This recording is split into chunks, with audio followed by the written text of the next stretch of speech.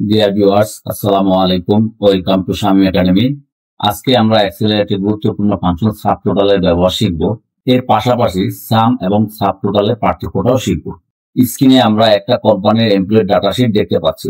এই ডাটাশিট থেকে যদি আপনাকে বলা হয় এখানে কাস্টমার সার্ভিসে কতজন লোক আছে এবং তারা কয় ঘন্টা কাজ করেছে, এই কাজটি কিভাবে করতে হয় আজকের ভিডিওতে আমরা তাই শিখব।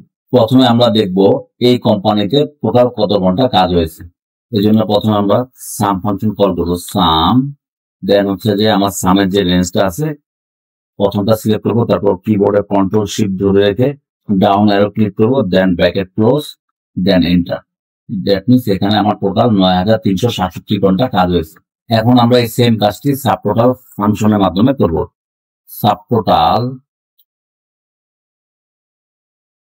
তারপর বলছে আমার ফাংশন নাম্বার, আমি কোন ফাংশনটা চাচ্ছি। আমি এখানে যেহেতু সাম ফাংশনটা চাচ্ছি, তাহলে আমরা সাম ফাংশনের মধ্যে ডাবল ক্লিক করলেও হবে, অথবা আমি যদি 9 প্রেস করি তাও হবে। তো আমি 9 প্রেস করলাম, দেন কমা, দেন হচ্ছে যে আমাকে আবার ওই আগের মতো সাম রেঞ্জটা সিলেক্ট করে দিতে হবে। তাহলে আমি সাম রেঞ্জটা সিলেক্ট করে দিলাম, ব্র্যাকেট ক্লোজ, এন্টার।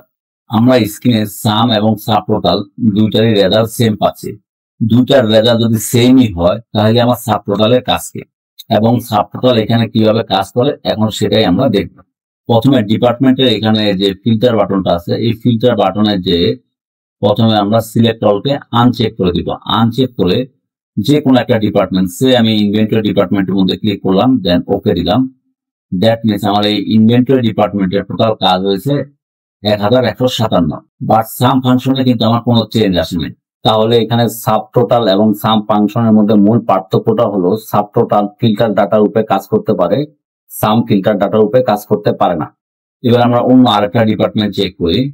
এবার আমরা ইনভেন্টরি ডিপার্টমেন্টটাকে আনচেক করে অন্য আরেকটা ডিপার্টমেন্ট দেখি, সে অ্যাডমিনিস্ট্রেশন ডিপার্টমেন্ট দেখি। অ্যাডমিনিস্ট্রেশন ডিপার্টমেন্টে এখানে হচ্ছে যে আমার সাবটোটালে আছে টোটাল 437 ঘন্টা কাজ করেছে। এবার আমরা আবার ডিপার্টমেন্টে এখানে ফিল্টার বাটনে ক্লিক করে সিলেক্ট অল দিয়ে ওকে দিলাম। এখানে আমরা সাবটোটালের মাধ্যমে সামটা বের করেছি। এবার আমরা সাবটোটালের মাধ্যমে কাউন্ট ফর্মুলাটা বের করবো। এখানে কাউন্ট ফাংশনের নাম্বার হচ্ছে যে 2, কমা, আবার আগের মতো রেঞ্জটা সিলেক্ট করে দিব, then bracket close, then enter. That means এখানে 70টা এমপ্লয়ি ডাটা রয়েছে।